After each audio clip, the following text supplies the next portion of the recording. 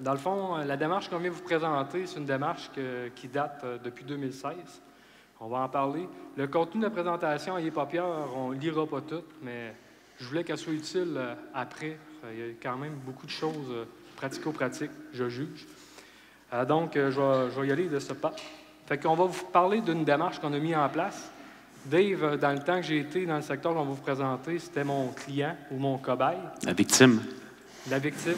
Puis moi, dans le fond, j'étais comme le consultant interne. Fait qu'en gros, Roger, merci pour la présentation. On va vous faire une petite mise en situation. C'est quoi l'usine? On va faire ça rapidement. Après ça, c'est quoi le secteur dans lequel on a travaillé? Puis c'est dans quel contexte qu'on l'a mis en place pour, après ça, vous partager une démarche. Puis je suis content, on n'a pas eu d'occasion de parler de ce genre de démarche-là aujourd'hui. C'est beaucoup de l'amélioration continue qu'on va vous partager. Fait que grosso modo, c'est quoi Alouette? Le contexte du projet, le secteur, la démarche. Puis, ben, c'était plaisant de retourner 2 ans après le projet, voir comment c'était. C'est des surprises.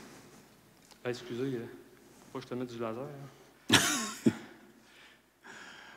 Bon, donc, un petit aperçu de ce qui est Alouette. Dans le fond, on est situé sur la Côte-Nord, à Sept-Îles. On est producteur d'aluminium de première fusion sous forme de gueuse. La gueuse, c'est un gros bloc d'aluminium, en fait. Là. On reçoit les matières premières, on les transforme, puis dans le fond, on les remet à nos propriétaires sous forme de blocs. C'est un consortium de 5 actionnaires internationaux. Quelques faits intéressants, dans le fond, on est la plus importante aluminerie des Amériques par rapport à notre capacité, 600 000 tonnes d'aluminium par année. C'est près de 900 employés aussi chez Alouette présentement. 700 fournisseurs partenaires un peu partout au Québec. Puis, dans le fond, c'est 440 millions par année de retombées économiques. Juste un aperçu de l'usine, on n'a pas mis... vous êtes ici, là. Bien, faire le tour de l'usine, c'est 4 km. Une section ici, c'est des halles d'électrolyse, on a 1 km par hall. Fait que ça vous donne un aperçu de grandeur. C'est un projet qui a été mis en place sur 2 phases. Je ne sais pas si vous avez entendu aux nouvelles. Phase 1 et phase 2, c'est des projets. C'est un plan de 3 milliards actuellement qu'on a en place. On a des projets capitalisables aux alentours de entre 50 et 70 millions de capitalisables par année. Mais on est gros, on est grand, on s'en rend plus compte quand on est dedans. Ça reste quand même une petite PME. On a rejoint tout le temps toutes les mêmes personnes. Puis, dans cette grande usine-là, il y a comme 10 petites usines, 10 secteurs d'entretien. D'où il y a un challenge de standardisation.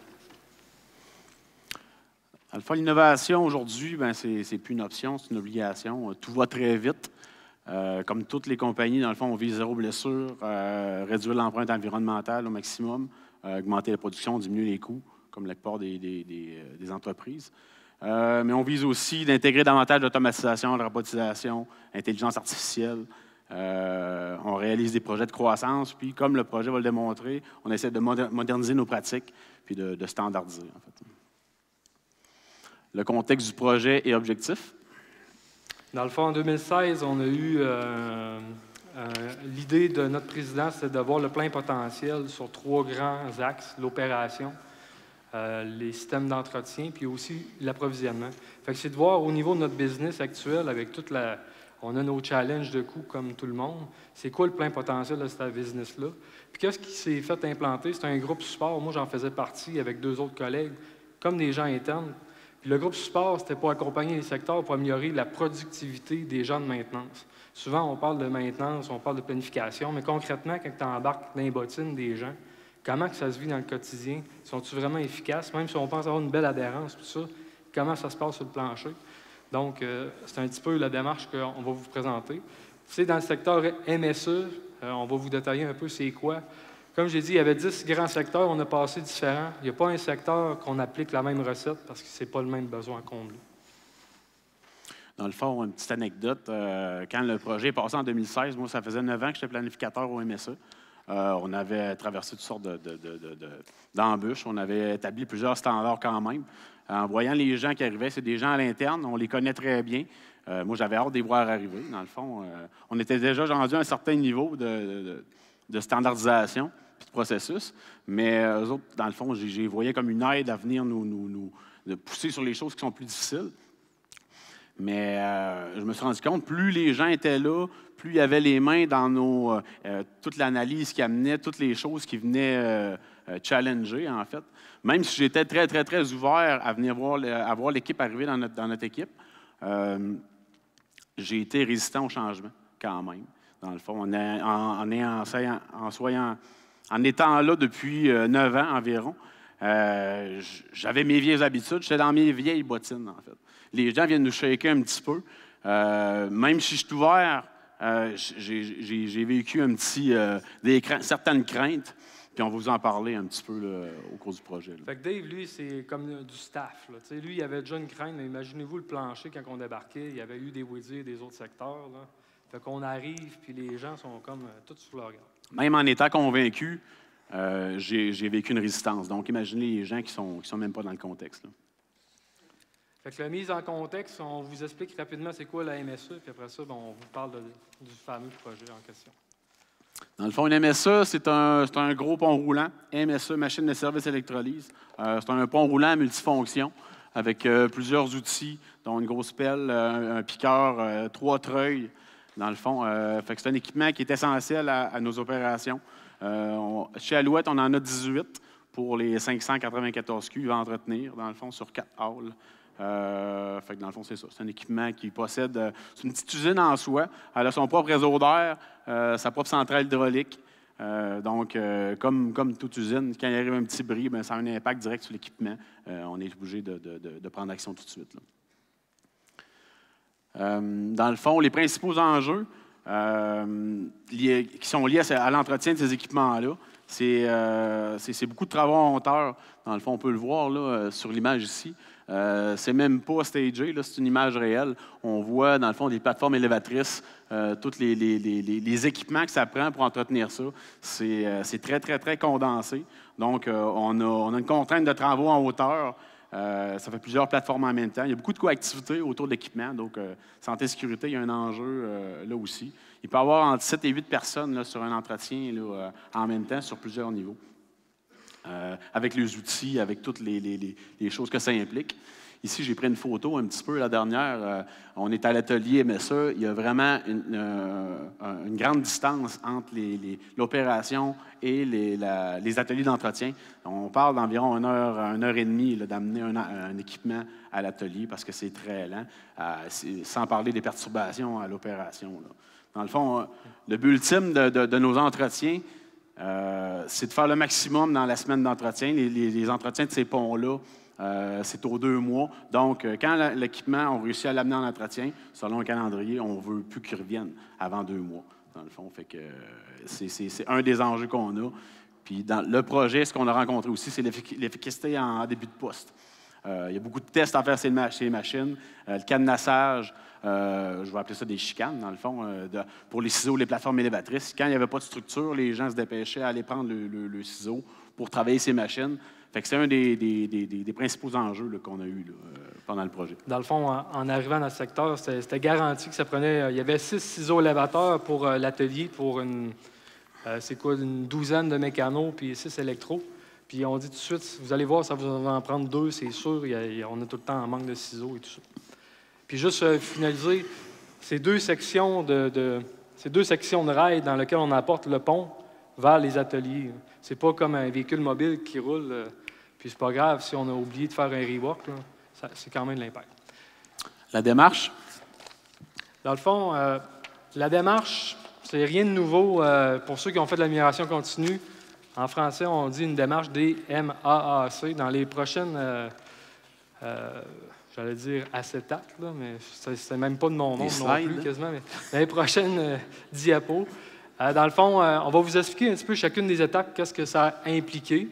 Mais encore là, vous voyez des images, c'est vraiment des images live de ce secteur-là. Donc, la première phase, c'est la phase définir. On en parlait tantôt. La phase définir, c'est une des plus critiques parce qu'on a déjà une équipe qui est résistante au changement. C'est normal, c'est l'humain. Fait qu'on vient leur dire dans la démarche, on vient leur annoncer qu'on va embarquer dans leur bottine pour les 2 prochaines semaines pour notre phase mesurée avec des chronomètres. Aïe, aïe. Tu sais, je vous dis, nous, ça fait 27 ans que ça existe à Alouette, puis l'entretien n'a jamais été vraiment challengé. Souvent, l'opération a des projets d'amélioration. L'entretien, c'est comme une chasse gardée. Les gens n'osaient pas trop aller toucher à ça. Fait qu'on leur annonce qu'on va embarquer dans leur bottine. Pourquoi? Pour vivre leur quotidien. Notre but dans ce projet-là, c'est leur faciliter le quotidien. Il n'y a rien de pire quand tu arrives dans une journée pour commencer ta journée. Puis, excusez l'expression, tu fuck le chien. Tu n'as pas tes outils, tu n'as pas ci, tu n'as pas ça. Ça fait un petit feedback. Fait que tu viens de démobiliser déjà des gens en commençant quand ils n'ont pas leur outil. Donc, on vient présenter la démarche, on embarque avec des chronomètres, on clarifie le temps équipement. On entend parler de range time, on entend parler de différents systèmes de mesure. Nous, c'était le temps équipement. Juste par définition, on l'avait bien spécifié aux gens, c'est le temps qu'on va vraiment travailler sur la machine à valeur ajoutée. On inspecte, on change une composante sur le temps total d'une journée. Donc, on prend pour acquis aussi le temps de lunch et tout ça. Dans cette façon de mesurer-là, 40 % qui est 4 heures sur une journée de 10 heures, ça serait les meilleures pratiques. Puis, dans le fond, pourquoi, comme j'ai dit, c'est pour eux autres, c'est pour faciliter leur quotidien. La deuxième phase, la phase mesurée, 2 semaines. Dans le fond, le premier bloc de la phase mesurée, les observations, c'est probablement la phase la plus malaisante du processus, dans le fond, mais c'est la plus enrichissante aussi. On est directement avec les gens, on les suit du matin jusqu'à la fin de la journée. C'est sûr qu'on chronomètre les lunchs, les breaks, les allers-retours, on voit les erreurs, on voit plein de choses. Ce qu'il faut dans cette portion-là, dans le fond, de la phase mesurée, c'est avoir beaucoup d'ouverture. Parce qu'on entend des choses qu'on ne veut pas entendre. Il y a des choses qui nous dérangent. Les gens s'expriment toute la journée sur des choses qui nous paraissent banales, mais pour eux autres, à tous les jours, ils se butent à ces difficultés-là. Ils ont vraiment... fait que ça prend beaucoup d'ouverture, ça prend de l'écoute. On est en mode écoute, on prend des notes. Il y a des choses qui vont nous déranger, il ne faut pas s'exprimer là-dessus. C'est vraiment en mode écoute. Aussi, ça permet de voir des choses que les gens ne voient même plus. Des choses qui s'étaient rendues tellement banales, ils perdent le temps avec ça. Mais nous, on prend des notes là-dessus. Fait que faut tourner ça en opportunité. Il faut essayer de prendre le plus d'informations possible pour être opportuniste par la suite. Dans le deuxième bloc, dans le fond, c'est la collecte de données provenant de SAP pour nous, GMAO. Dans le fond, on regarde la dernière année, ce qui a eu le plus d'impact en coût, en criticité, au niveau des problèmes de la dernière année. Puis, dans le fond, le dernier, c'est l'audit des processus. On regarde, dans le fond, de la création de la vie à l'exécution des travaux. Dans le fond, on fait une analyse, on mesure, dans le fond, de ce côté-là. Donc, la phase mesurée, on s'annonce pour 2 semaines. On embarque dans les bottines des gens. Puis, ça prend un niveau de confiance. Et les gens qui vont observer ces personnes-là, ça leur prend tu ne vas pas mettre quelqu'un que tu sais qu'il y a déjà des conflits avec l'humain. Il faut vraiment être neutre. Même si tu voudrais dire les raisons du pourquoi que c'est arrivé, tu n'as pas le droit de parler, tu t'absorbes. Il faut bien choisir les individus pour cette partie-là. C'est intense mentalement. On arrive le soir, on est vraiment brûlé, mais c'est le meilleur. Je trouve que c'est la partie la plus enrichissante pour le projet.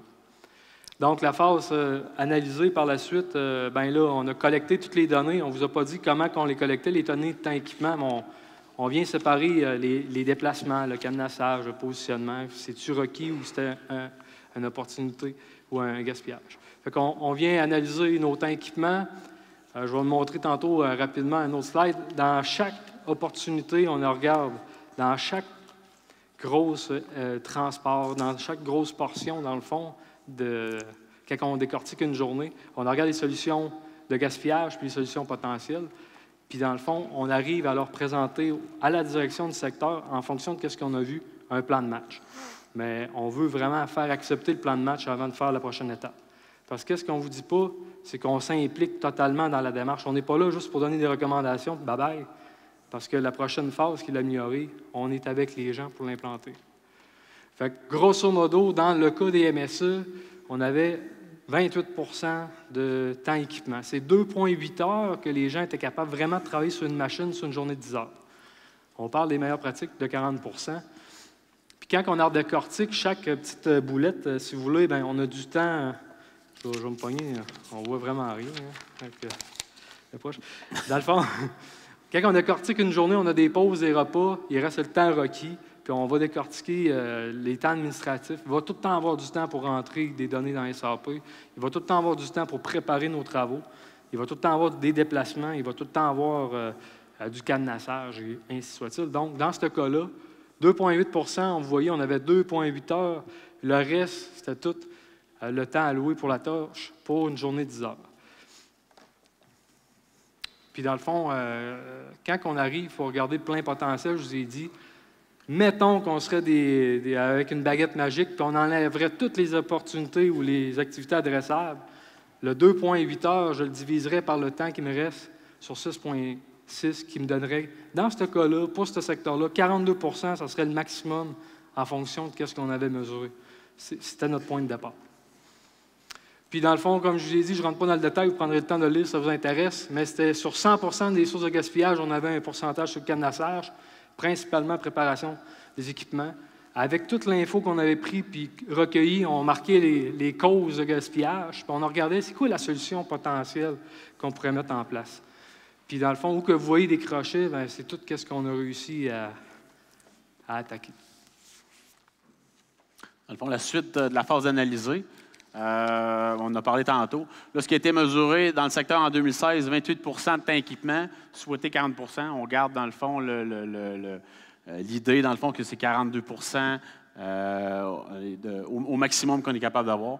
Améliorer les processus de planification du secteur, c'est un incontournable. 23 % mesuré au départ, on visait 75 % à la fin du projet.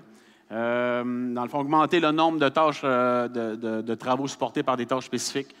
Les tâches spécifiques, des instructions de travail, dans le fond, pour ramener le standard, c'est super important. Ça aide à la synchronisation des travaux, même au niveau de santé et sécurité. Dans le fond, on sécurise nos travaux.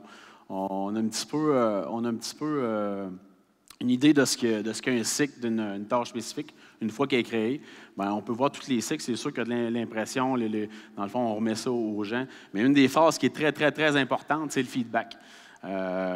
Faut vraiment mettre l'emphase sur le feedback. Il faut que les gens nous reviennent. Il faut que ça soit vivant. Il faut qu'on soit ouvert aussi à prendre ce changement-là. Il faut se questionner s'il n'y en a pas de feedback aussi. La tâche est-tu vraiment adéquate? Les gens, ils hésitent à venir nous porter le feedback. C'est vraiment, vraiment super important, cette phase-là. Fait que je rajouterais à Dave, c'est que ça, c'est les objectifs en fonction des mesures qu'on a vues. C'est quoi qu'on se fixe comme objectif pour les prochaines semaines. Fait qu'on visait d'avoir 40 % de temps équipement. On voulait augmenter les processus d'entretien tant qu'à y être. On était là pour en faire puis améliorer. Puis tant qu'à y être, des tâches spécifiques, c'est vraiment des jobs prêts. Vous voyez là que c'est une gamme, un document avec des images qui est programmé dans la GMAO, qu'on est capable d'envoyer.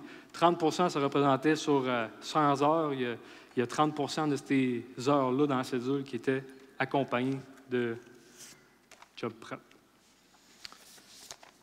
Dans le fond, le nerf du projet, ça a été la phase améliorée. Comme je vous ai dit, on avait des recommandations, mais on est partie intégrante de l'intégration. On a fait 10 activités semaine. Fait qu'on a vraiment décortiqué chaque entretien en morceaux. On a voulu arriver avec des caméras. Je ne sais pas s'il y a du monde qui ont déjà fait des semaines dans le local. Mais généralement, on prend une caméra, on filme les tâches. Mais on a oublié une personne. On avait communiqué ça avec l'équipe, tout allait bien. Mais la personne qui manquait, ça a fait une tollée usine. Fait qu'il a fallu circuler.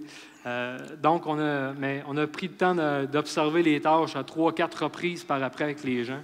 Puis une notion d'apprentissage que je pourrais vous donner là, avec une caméra, si les gens ne sont pas à l'aise, dites-leur qu'ils garderont la caméra après, mais qu'on observe, c'est lui qui détruira le contenu pour être sûr que ce ne soit pas reviré contre lui. C'est un peu le bout que je pourrais vous dire. Mais donc, on a vraiment fait 10 activités SMED sur l'entretien, sur qu'est-ce qu'on contrôle. Les équipements, quand ils arrivaient, il y a tout le temps des imprévus, c'est dur à gérer, mais sur la partie qu'on contrôlait, qui était les entretiens, on a vraiment synchronisé les travaux, les standardisés. Puis juste une autre anecdote, ça prend 1 heure faire une tâche, donnez-leur un petit 15 minutes de plus. Des fois, il y a un petit micro-ajustement. C'est bon de leur laisser pour accepter. Parce qu'après ça, en ayant tout synchronisé nos activités semaines, on a synchronisé toutes les parties. On a été capable de positionner les équipements en conséquence, le cadenassage.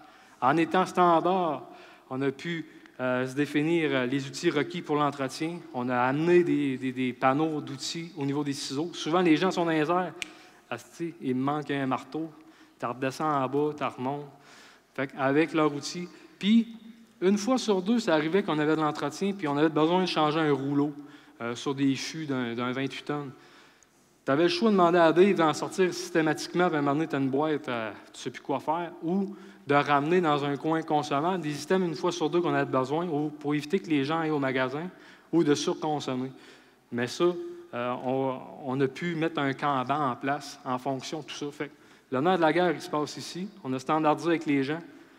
Après ça, on a été capable de synchroniser, puis le reste a suivi.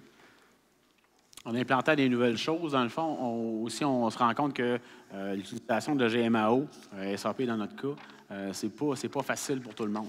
Dans le fond, on fait affaire avec des mécanos électro, l'opération, et un peu tout le monde avec toutes sortes de bagages. Dans le fond, la formation est super importante. Essayer de faire des aides-mémoires, essayer de faire des chemins spécifiques que les gens ne se perdent pas dans la GMAO. Là, fait que ça fait partie d'un des blocs en formation. Puis ça, c'est en continu. C'est toujours qu'on aide les gens là-dedans. Il y a du coaching, dans le fond, avec les différents intervenants pour vraiment focusser sur le processus, autant opération qu'entretien. On en parlait tantôt, la création de tâches spécifiques. Il y a vraiment un gros focus là-dessus pour standardiser. Il y a aussi la mise à niveau des stations visuelles. C'est un élément, dans le fond, pour encadrer les standards, dans le fond, là, pour apporter... Pour aider aux nouveaux outils. Il faut l'adapter en fonction des nouveaux outils qu'on a implantés. Table ronde, je pense que c'est Michel Juteau qui parlait de ça. Chez nous, on appelle une station visuelle. Pour décoller une journée, on est tout le monde ensemble, on regarde les éléments de sécurité, des indicateurs et tout ça. Fait que c'est un outil qu'on a intégré pour les gens aussi. Petit résumé, dans le fond, ça c'est un fichier Excel. On n'a pas pris SAP pour synchroniser nos tâches, c'était pour nos SMED. La zone qui est là, c'est une zone complètement cadenassée. Mais dans le fond, tout ce qui est là, on l'a ramené dans notre GMAO. On travaille avec Prometheus ou GWAS pour les cédules. Puis on a intégré même les numéros de ciseaux pour les tâches.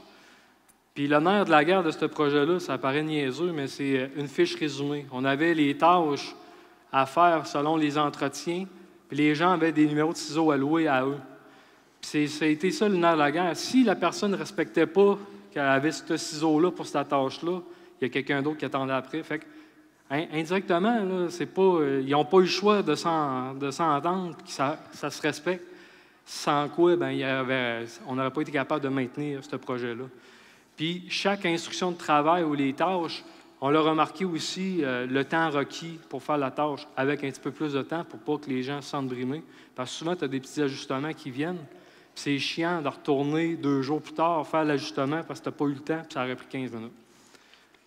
Petite anecdote? Oui, dans le fond, par rapport le dispatch des chariots, des ciseaux élévateurs, j'arrivais à la station visuelle, c'est notre lieu de rencontre, dans le fond. Je voyais 2 mécanos qui se chicanaient pour savoir qui avait la plateforme élévatrice ce matin-là. Chacun avait sa belle petite feuille. C'était le fun de voir ça. Les gens avaient adhéré. Ils voulaient suivre vraiment la petite feuille. Sauf que le danger de mettre des choses comme ça nous amène une rigueur à nous aussi. J'avais oublié de mettre une feuille à jour.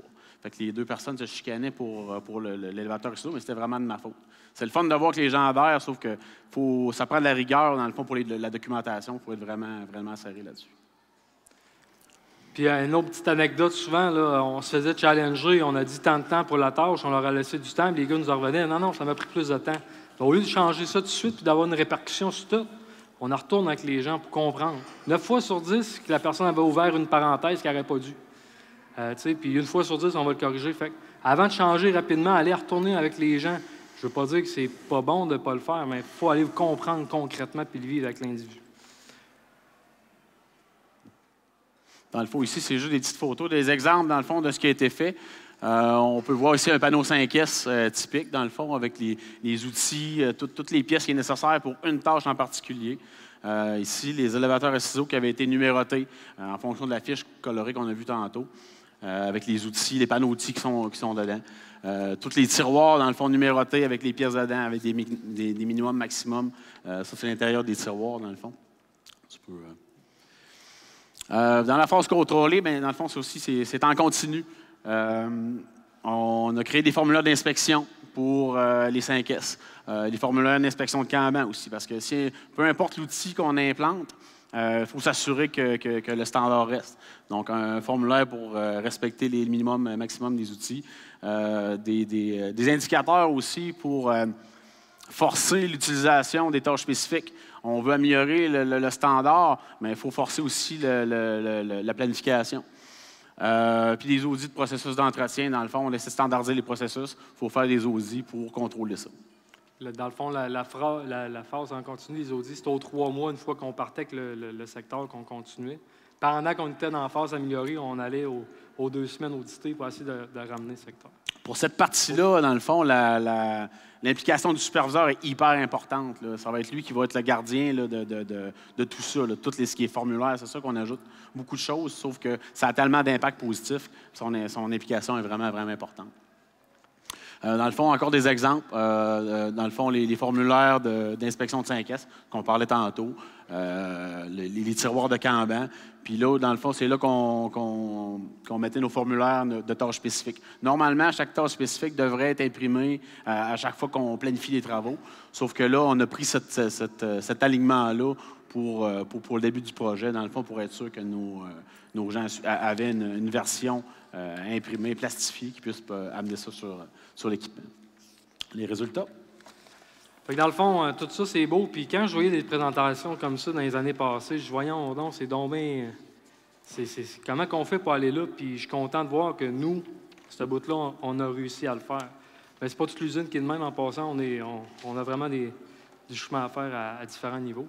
Mais dans les résultats, on a retourné à embarquer dans les bottines des gens. On a dit qu'on vous a mesuré, on a amélioré nos trucs, puis qu'on a retourné voir comment ça valait le temps d'équipement, puis on a mesuré 41 là, après le projet sur des trucs qu'on contrôlait.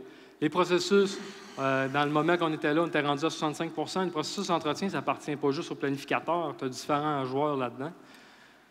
Les tâches spécifiques, c'est des jobs prêts, on virait en haut de 30 par semaine.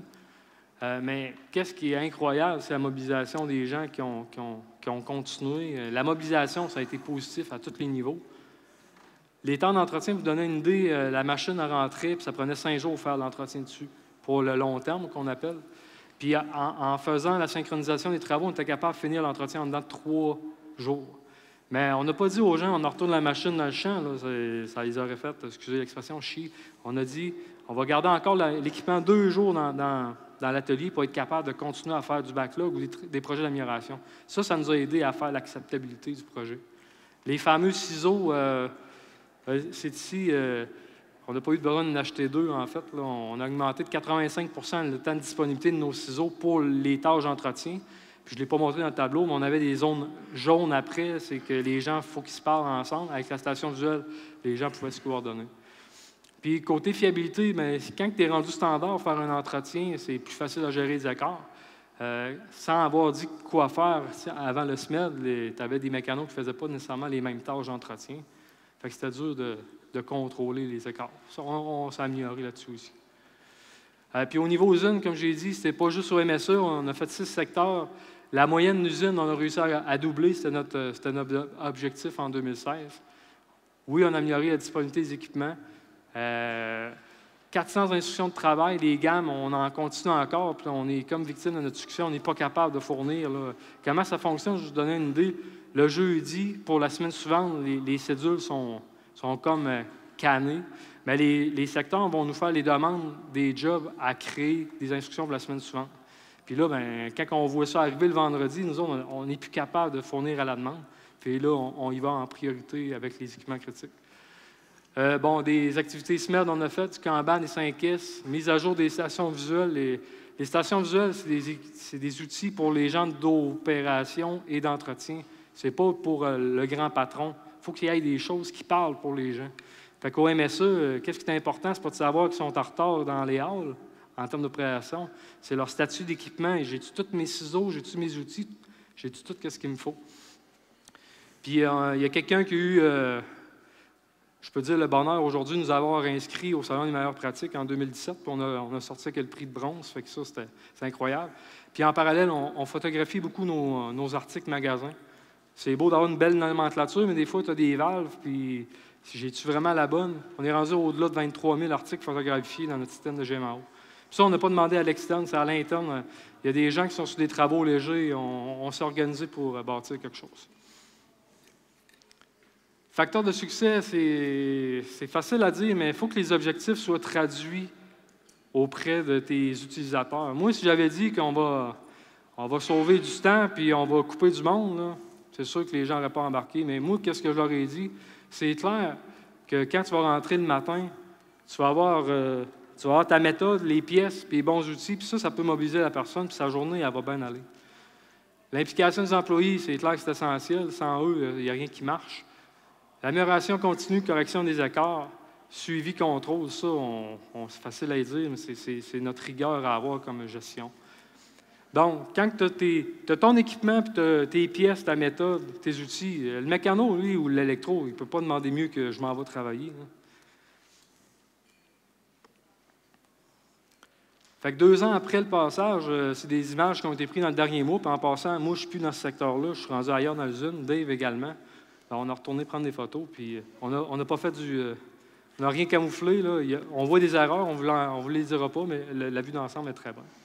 Dans le fond, on a eu, pour la présentation d'aujourd'hui, ça nous a amené à retourner dans le secteur, jaser avec les gens, regarder ce qui avait été fait, si les choses qui étaient faites dans le passé étaient toujours là. C'était vraiment le fun de voir les gens adhérer encore à ce qui avait été fait. Puis on fait plus que ça encore, dans le fond. Ils ont ajouté des zones, on voit ici sur la photo, ils ont ajouté des zones peinturées pour avoir pour pas chercher où se positionner. Ils ont mis des zones de stationnement. Il y a des nouveaux 5S d'outils qui ont été créés, des nouveaux formulaires de propreté, de machines. Ils ont ajouté d'autres choses, dans le fond, qui les aident dans leur quotidien, en fait, là. Il y a des tâches qui n'avaient pas été ciblées pendant le projet, mais une des tâches sur l'entretien qui prend le plus de pièces puis beaucoup de temps, c'est l'entretien d'un compresseur. On ne l'a pas ciblé pendant le projet parce qu'il n'y avait pas de l'interaction avec les élévateurs ciseaux qui était problématique. Mais ils ont quand même organisé ce coin-là avec des outils, avec des 5S adaptés. On voit ici un exemple de panneau, dans le fond, pour ne pas niaiser en fin de journée. Les gens, ils ont un stationnement, ils partent les ciseaux de cette façon-là. Toute l'amélioration, dans le fond, de tous nos processus a amené les gens aussi à vouloir s'améliorer au niveau de la qualité. Ils ont installé des systèmes de filtration d'huile qui tiennent vraiment propre. Fait que dans le fond, les gens sont fiers de ce qu'ils ont fait, puis sont fiers de continuer à vouloir s'améliorer. Puis à vrai dire, les gens, ils ne veulent plus aller ailleurs dans l'usine, tu sais. C'est un secteur qui sont rendus, qui aiment travailler. Puis en passant les ciseaux, bien, on est dans un secteur, comme je l'ai dit, il y a différents secteurs. Des fois, d'autres anecdotes, les gens venaient nous emprunter les ciseaux pour aller travailler dans un autre secteur, là, avec les panneaux d'outils. Ils ont dit non, c'est plate à dire à l'interne, mais il est rentré dans une zone puis il allait barrer pour être sûr qu'on gère nos équipements. Là. C'est vraiment de l'appropriation. Une notion d'apprentissage. Fait que si on prend du recul dans tout ça, peu importe le projet, c'est communiquer. Je pourrais le remplir plein. On pense à répéter quand on arrive avec un projet, mais on ne communiquera jamais assez. Il faut vraiment challenger aussi. Puis on se fait challenger, puis c'est bien correct, mais il faut vraiment challenger pour être sûr qu'on ne corrige pas nécessairement tout de suite pour faire plaisir à quelqu'un. Il faut aller comprendre les faits sur le terrain. Participer à la mise en place, j'ai trouvé ça génial. C'est contraignant, mais c'est payant au bout. Faire des compromis, il y a des gens qui n'ont parlé tantôt. Ça, c'est le résultat, c'est la qualité de la solution, il faut l'acceptabilité. Des fois, là, c'est bon de faire un petit pas de recul sur la qualité de la solution, même si on pensait en avoir une meilleure. Parce que si tu as réussi à avoir l'acceptabilité, ton résultat, tu l'as au bout, pareil. Puis ça, c'est un autre défi que j'ai eu pendant ce projet-là, c'est s'assurer que la gestion de changement soit implantée avant que je m'en aille dans un autre secteur. Tu sais, trop souvent, on se fait un échéancier initial, puis on était en phase d'implantée, puis je sentais qu'on n'était pas enraciné, puis tout de suite, il fallait que j'aille faire un projet ailleurs. Je disais « no way ». Puis j'ai eu beaucoup de pression, mais je ne regrette pas d'avoir retardé mon déplacement ailleurs pour assurer que l'ancrage se fasse, parce qu'après 2 ans, bien, on a fait d'autres 5S qu'il faut recommencer. Mais ça-là, ça continue. Donc, qu'est-ce que je dis, c'est long, puis c'est très difficile à sonder dans le temps, la gestion de changement. Puis ça, c'est un petit peu philosophique, mais ça marche pour moi. Dans le fond, c'est après la conférence, moi je vais être bien content. Fait que l'effort que je m'ai donné avec Dave de venir, c'est bon de faire visualiser le après-projet. Aux gens des MSA, on leur a dit, mais qu'on parte d'ici, on veut s'assurer que les ciseaux, vous en manquez pas. Vous n'allez pas débottlenecker. Votre quotidien, il ne sera plus contraignant, ça va bien rouler. Fait que si on est capable de faire transparaître le résultat, peu importe les efforts, les gens sont prêts à faire le changement. Mais s'ils ne comprennent pas le besoin, on est tout le temps pogné dans la résistance. Puis en passant, c'est Mathieu, je ne sais pas qui parlait aujourd'hui, la fameuse courbe de changement, là, on l'a pogné, nous autres aussi, dans ce projet-là, le creux. Puis on s'en ressaisit, puis on a continué à avancer. Mais dans le fond, ce que je pourrais ajouter là, pour l'acceptabilité, peu importe, on ajoute beaucoup de choses c'est très procédural. On ajoute beaucoup de carrés, dans le fond, à la structure. Ce qu'il faut faire là-dedans, il faut s'amuser. Il faut avoir du fun quand même, dans le fond. On peut implanter n'importe quoi, mais si on ne s'amuse pas, les gens n'adhèrent pas, il faut faire ça dans le plaisir. C'est sûr qu'on va se casser la gueule à certaines places, mais il faut avoir du plaisir à implanter des nouvelles choses, puis il faut essayer. Eux, à côté, ils ont du plaisir. Ah. Pas serrer de nous autres, là, mais... Ouais. Donc, ça finissait notre présentation. On a fait un dry run hier entre minuit et 1 heure. Là, on a essayé de pousser parce qu'on avait dépassé notre 40 quelques minutes. Là. Je ne sais pas s'il y avait des questions. C'est excellent. Vous avez très bien respecté votre horaire. Okay. Vous êtes même en avance.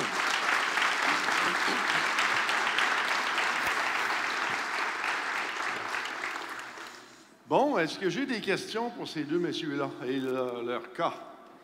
Sur combien de temps a duré l'activité du moment que vous avez pris vos mesures et vous avez quantifié vos résultats?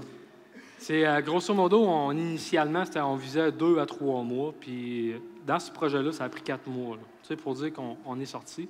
Il y a d'autres secteurs où on a pris 3 mois pour passer. Comme j'ai dit, il n'y a pas un secteur, quand on fait notre phase mesurée, qui a les mêmes contraintes, le même besoin. Fait que c'est très malléable en fonction de ce qu'on va décider d'implanter. Mais dans ce cas-ci, c'était un gros 4 mois. C'est quand même relativement rapide là, pour faire tous ces changements-là. Ah, ouais. Autre question, commentaire? Comment vous avez déterminé que vous aviez l'expertise à l'interne pour faire ça versus aller chercher de l'expertise à l'externe vous faire assister? Je peux y aller, Dave? C'est à toi. OK. Écoute, on a eu, Roger il est venu parmi nous, on a eu plusieurs personnes qui sont venues au fil du temps nous donner beaucoup de coffres d'outils. Puis dans le fond, à un moment donné, c'est une question de temps. Moi, je travaille là-dedans comme si c'était ma propre business. Même, faut que je me parle pour quand j'arrive, j'ai une famille aussi, puis ça. Fait on s'est lancé là-dedans comme projet, puis on a dit on l'essaye, puis ça avait été un succès. Puis trop souvent, je ne veux pas parler en mal des gens de l'externe, des consultants, mais trop souvent, quand on a des consultants, on arrive avec une série de propositions à mettre en place. Puis souvent, les gens partent, puis on n'est pas capable de l'intégrer. Tandis que là, on s'est donné l'effort de le faire. Puis la recette, c'est steak, bladin, patate, tout le temps pareil. Là, on ne se cachera pas. Là, fait que c'est pour ça qu'on n'a pas été à l'externe dans ce cas-là. Puis ça a amélioré l'acceptabilité, selon moi, du projet aussi. Les gens connaissaient les personnes qui étaient impliquées là-dedans, fait que ça a beaucoup aidé aussi. Ah, puis ben moi, ce secteur-là, je l'ai géré 3 ans en tant que gestionnaire, superviseur d'entretien. Fait que les gars qui me challengeaient, j'étais capable d'embarquer ces questions, versus si ça avait été quelqu'un d'externe aussi, ça aurait été, il n'était pas trop connaissant du domaine. Exactement. Merci. Autre question, commentaire? Ici en avant. Ici, oui. Laisse-toi. Avez-vous vu des sortes d'améliorations, par exemple, au niveau santé-sécurité?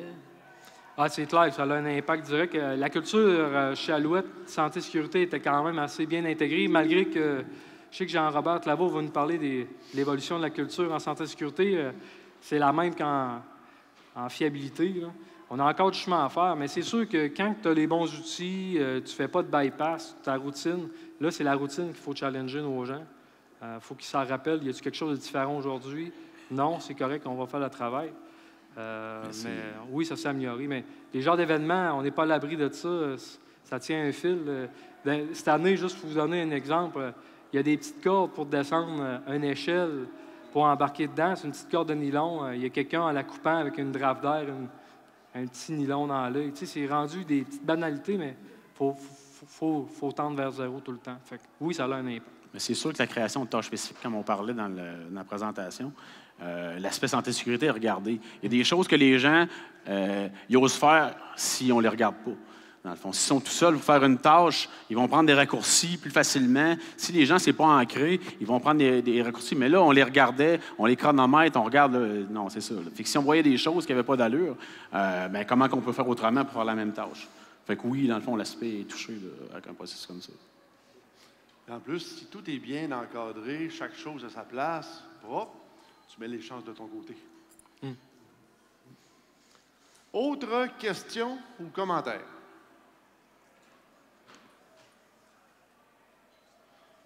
Il me semble que c'était très clair. Messieurs, merci beaucoup.